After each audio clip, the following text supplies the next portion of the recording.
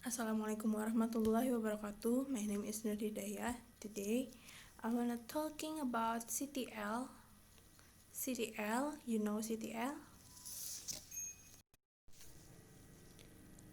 What is CTL? CTL is a concept of teaching and learning to help teacher relate subject matter content to real world situation and its application to their lives as family, citizen, and worker.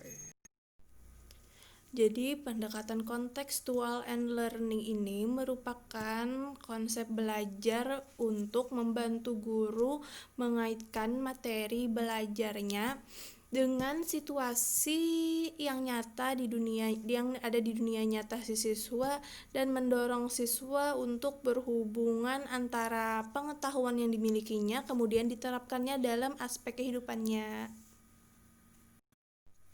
Dengan ini, siswa akan mengerti dan menyadari bahwa apa yang telah dia pelajari dengan menggunakan pendekatan CTL ini akan bermanfaat di kemudian harinya nanti dan bagi aspek kehidupannya nanti.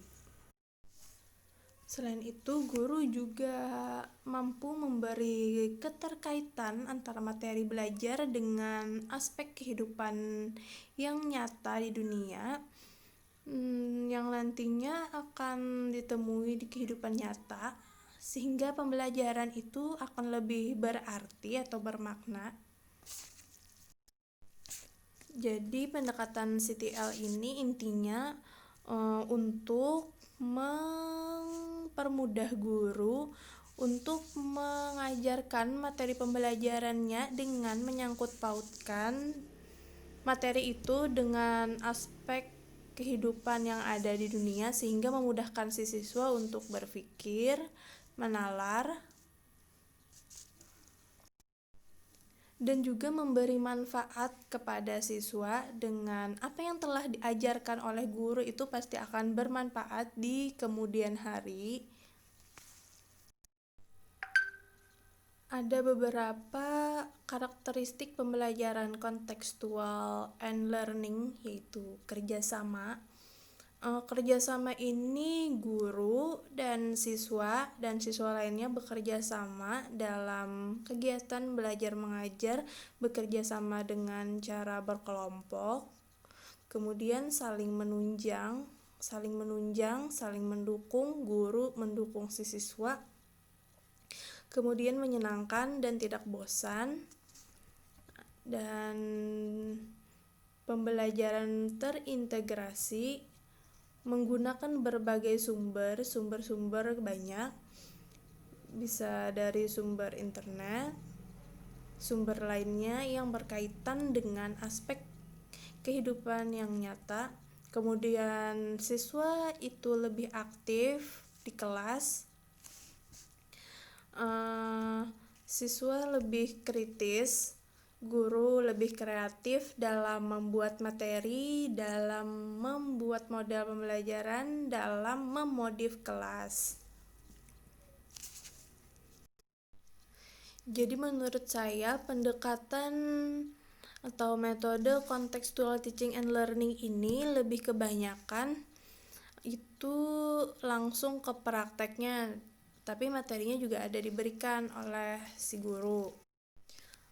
Ada tahapan pelaksanaan pembelajaran contextual teaching and learning, yaitu pertama, mengkaji materi pembelajaran yang akan diajarkan, dikaji, terus dipelajari, kemudian mengkaji konteks kehidupan siswa sehari-hari, kemudian memilih materi yang akan dikaitkan dengan kehidupan si siswa, kemudian menyusun persiapan proses kegiatan belajar mengajar yang telah memasukkan konteks dengan materi yang akan diajarkan nantinya oleh si guru.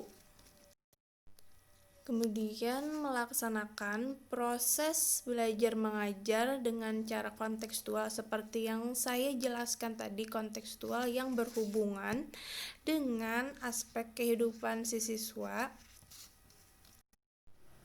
Apa sih kelebihan dan kekurangan pendekatan contextual teaching and learning ini? Pertama, kelebihannya yaitu pembelajaran akan lebih bermakna dan real. Artinya, siswa dituntut untuk menangkap hubungan antara pengalaman yang telah dia lalui, misalnya pengalaman ketika belajar di sekolah dengan kehidupan nyatanya. Misalnya pengalaman yang ada di kehidupan nyatanya bisa juga dia sangkut pautkan dengan materi yang akan dipelajarinya. Kemudian pembelajaran itu lebih produktif dan mampu menumbuhkan penguatan konsep kepada si siswa karena metode pembelajaran kontekstual teaching and learning ini menganut aliran konstruktif di mana si siswa itu dituntun untuk menemukan pengetahuannya sendiri melalui landasan konstruktivisme. Siswa diharapkan belajar melalui apa yang telah dialaminya, yang bukan menghafal ya. Kemudian media yang akan digunakan dengan pendekatan contextual and teaching learning ini juga disesuaikan dengan apa yang kita ajarkan, dengan menyangkut pautkan dengan aspek kehidupan si siswa itu. Jadi medianya itu harus real, harus nyata. Kemudian kelebihannya itu memberikan kesempatan pada si siswa untuk maju terus sesuai dengan potensi yang dimilikinya sehingga siswa itu terlihat lebih aktif. Kemudian siswa akan berpikir kritis dalam mengumpulkan data, dalam mengajukan pendapat dengan mengajukan pendapatnya. Kemudian siswa dapat memahami suatu isu-isu yang memecahkan masalahnya dan guru akan lebih kreatif. Kemudian menyadarkan siswa tentang apa manfaat yang telah dipelajarinya itu. Kemudian pembelajaran lebih menyenangkan dan tidak bosan karena pembelajaran kontekstual teaching and learning itu kan langsung ke praktek, yaitu terjun langsung ke lapangan, bisa langsung prakteknya langsung. Dan yang terakhir, membuat siswa untuk saling membantu antar kelompok dan membuat kelompok itu lebih efektif. Kemudian kelemahan CTL ini adalah tidak efisien waktunya tidak efisien karena itu bisa berjalan dengan lama. Tidak cukup, misalnya 1 jam pelajaran aja itu tidak cukup. Kemudian dalam proses pembelajaran CTL ini nampak jelas nantinya yang mana siswa yang aktif dengan siswa yang tidak aktif, sehingga siswa yang tidak aktif itu merasa lebih minder kepada siswa yang aktif yang memiliki kemampuan tinggi.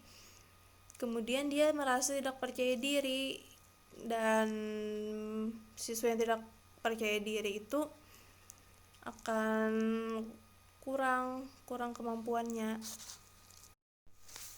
Kemudian bagi siswa yang tertinggal atau bagi siswa yang tidak aktif dalam pembelajaran berkontekstual teaching and learning ini akan terus sulit untuk mengejar ketertinggalannya karena model pembelajaran ini kesuksesan siswa itu tergantung keaktifannya dan usahanya sendiri.